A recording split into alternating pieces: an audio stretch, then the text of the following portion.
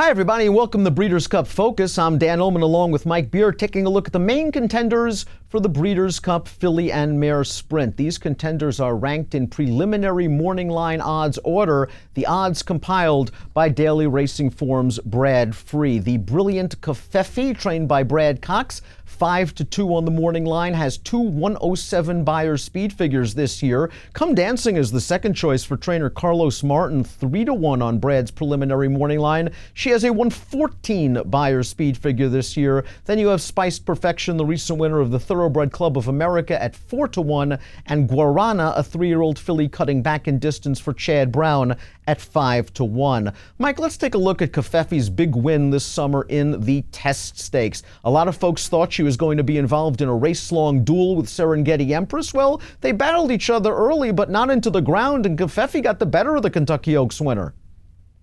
Yeah, this is a very game performance from Covfefe here to become a Grade 1 winner. Of course, you mentioned she had run a 107 Beyer earlier in the year. She came out of this race, went back to Churchill, ran another 107.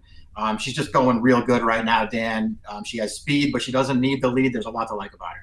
The race at Churchill Downs last time out was nothing more than a glorified workout with that 107 Beyer, and it was nice to see she sat a little bit off another horse. She's getting more mature. As you mentioned, she's not speed crazy, doesn't necessarily need the lead, although she might just be able to be too fast for these horses coming out of the gate in the Filly and Mare Sprint. Come Dancing has been consistent all season long. She won the Gallant Bloom Stakes in her final prep for the Breeders' Cup. We see her on the outside. She got a nice trip tracking in here. She takes a little while to change leads, but this race is over right now.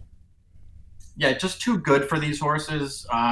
She's drifting in here on her wrong lead. It's not the prettiest win, Dan, but she gets it done at the end. She's just too good for that field.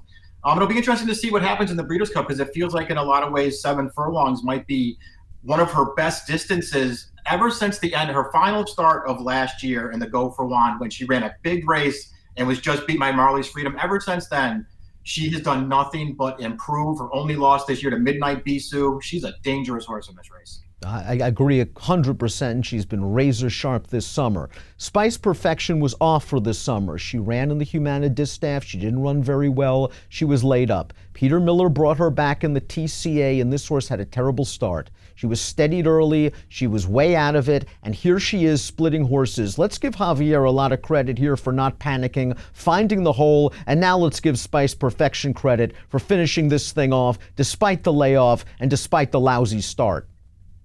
Yeah, this is sort of a remarkable win. It's not the greatest field in the world, Dan, but she had really no business winning this race, considering her start and then having to force her way through between horses in the stretch. She got it done. She's really game, really talented. The Breeders' Cup will be a tough spot for her, but she deserves to run in it.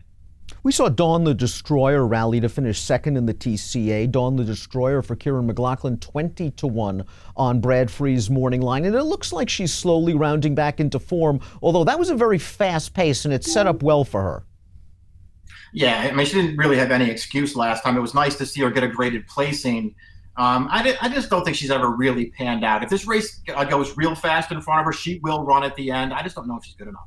I think that's a fair point. I think we've always liked her. I think we wonder if maybe she's a cut below the true Grade 1 types. We always like horses cutting back in distance, going 7 furlongs. Guarana fits the bill. She is very classy. She is arguably the best 3-year-old filly dirt horse in the country. Let's go back to her most recent start, the Cotillion, around 2 turns. She made an early move into a fast pace. She's down on the inside. She had the lead. Street Band's just too good for her at this distance, especially the way this race set up. But Guarana was easily second best, and turning back to 7 might be a very prudent move for this Chad Brown trainee.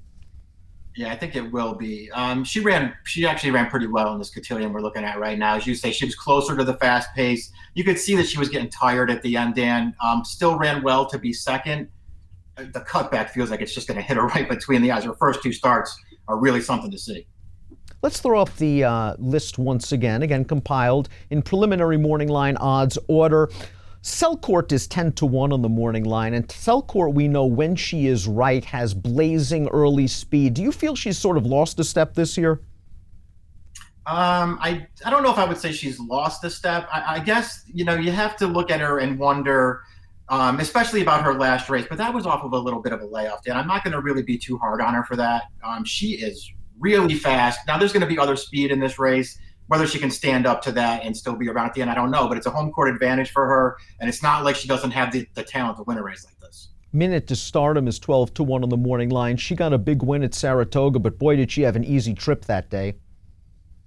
Yeah, I don't think she's going to get that kind of trip, obviously. Last time, no match for Come Dancing. She's a cool little horse. This will be a tough spot for her. You and I have always felt that Bellafina would be more effective at these shorter distances. She was the best 3-year-old filly in the country, probably leading up to the Kentucky Oaks, and then some of those distances a bit too far. This turnback works for her. Do you think she's just a little bit too off form? Yeah, I mean, her last couple of races have to give you some concern, even if you want to give her a pass for the Kentucky Oaks. And I think, that's not a hard thing to do. I don't know. Her test, she really wasn't there in that race, even though she was third. Last time, the Cotillion, she was close to a fast pace, probably too far for her, too. She needs to turn it around. The Breeders' Cup Filly and Mare Sprint shaping up to be an excellent race. Covfefe at 5-2 is your preliminary morning line favorite, but there are no slouches behind her. Come Dancing, razor sharp. Spice Perfection, sharp despite trouble off the layoff. Guarana turning back in distance with a lot of class.